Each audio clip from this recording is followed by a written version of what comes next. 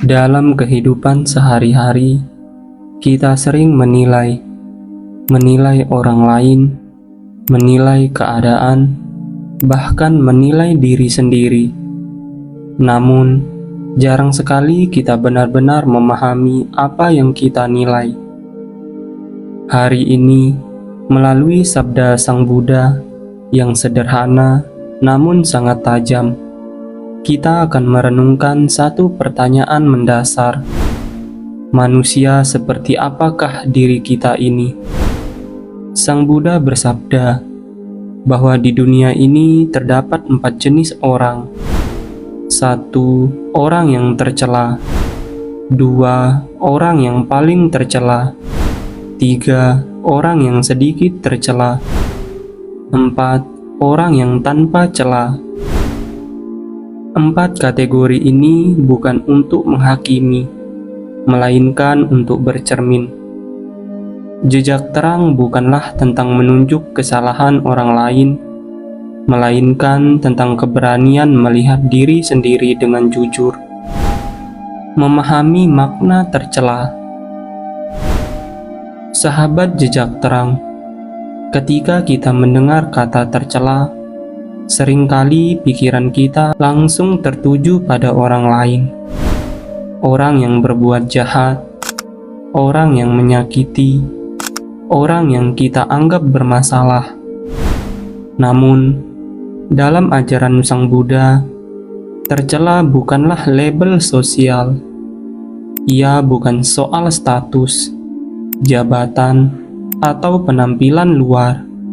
Tercela ditentukan oleh 3 pintu perbuatan: jasmani, ucapan, dan pikiran. Artinya, kualitas hidup seseorang tidak diukur dari apa yang tampak dari luar, melainkan dari apa yang terus ia lakukan secara berulang-ulang, secara sadar atau tidak sadar. Orang tercela. Sang Buddha bersabda, seseorang yang disebut tercela ketika ia melakukan perbuatan tercela melalui jasmani, ucapan, dan pikiran. 1. Jasmani yang tercela. Ini mencakup tindakan menyakiti, merugikan, menindas, atau merusak. Bukan hanya kekerasan fisik, tetapi juga tindakan kecil yang didorong oleh keserakahan dan kebencian. 2. Ucapan yang tercela. Ucapan kasar, dusta, fitnah, atau kata-kata yang memecah belah. Ucapan yang keluar bukan untuk kebenaran, melainkan untuk melukai atau meninggikan diri sendiri. 3. Pikiran yang tercela. Inilah akar terdalam. Pikiran yang penuh iri hati, kedengkian, kebencian, dan niat buruk. Walaupun belum diwujudkan, pikiran seperti ini sudah menciptakan penderitaan batin. Sahabat jejak terang, orang seperti ini belum sepenuhnya tenggelam, tetapi sedang berjalan di jalan yang gelap. Orang yang paling tercela. Sang Buddha melanjutkan, seseorang disebut paling tercela ketika ia melakukan perbuatan yang paling tercela melalui jasmani, ucapan, dan pikiran. Apa bedanya? Perbedaannya bukan sekedar tingkat kesalahan, tetapi kedalaman ketidaksadaran. Orang yang paling tercela tidak merasa bersalah, tidak mau mendengarkan nasihat, membenarkan kejahatan yang telah dilakukan, bahkan bangga atas perbuatannya. Pikirannya menjadi gelap, ucapannya merusak, tindakannya menyakiti banyak makhluk. Namun perlu diingat, dalam ajaran Sang Buddha, tidak ada makhluk yang dikutuk selamanya. Selama masih hidup, selalu ada kemungkinan untuk berubah. orang yang sedikit tercela. Kemudian Sang Buddha menyebut jenis ketiga. Seseorang disebut sedikit tercela ketika ia melakukan perbuatan yang sedikit tercela melalui jasmani, ucapan, dan pikiran. Inilah jenis manusia yang paling banyak di dunia. Orang yang kadang berbuat salah, kadang terpeleset oleh emosi, kadang berbicara tanpa kesadaran, namun masih memiliki rasa malu berbuat jahat, rasa takut pada akibat perbuatan jahat, dan ada keinginan untuk memperbaiki diri.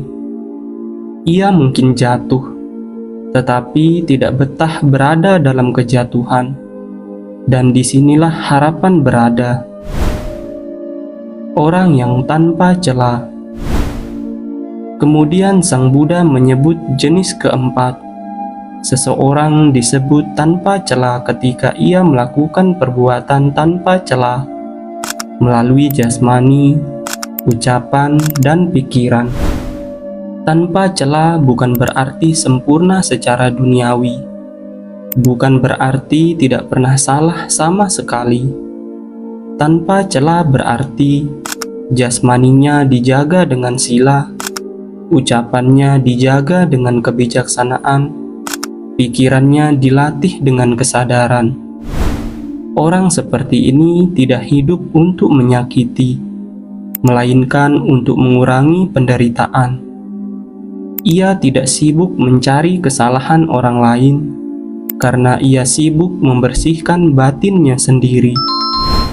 Cermin untuk diri sendiri. Sahabat jejak terang. 4 jenis orang ini bukan kotak tetap.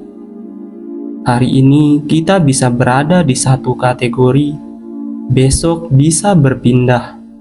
Pertanyaannya bukan siapa orang lain, tetapi di pintu jasmani kita berada di mana? Di pintu ucapan kita berada di mana? Di pintu pikiran kita berada di mana? Setiap momen adalah kesempatan untuk memilih. Renungan. Sahabat jejak terang. Jejak terang tidak lahir dari kesempurnaan, tetapi dari kesadaran yang jujur. Jika hari ini kita masih tercela, sadari. Jika hari ini kita sedikit tercela, syukuri dan perbaiki. Jika hari ini kita berusaha tanpa cela, jaga dengan rendah hati.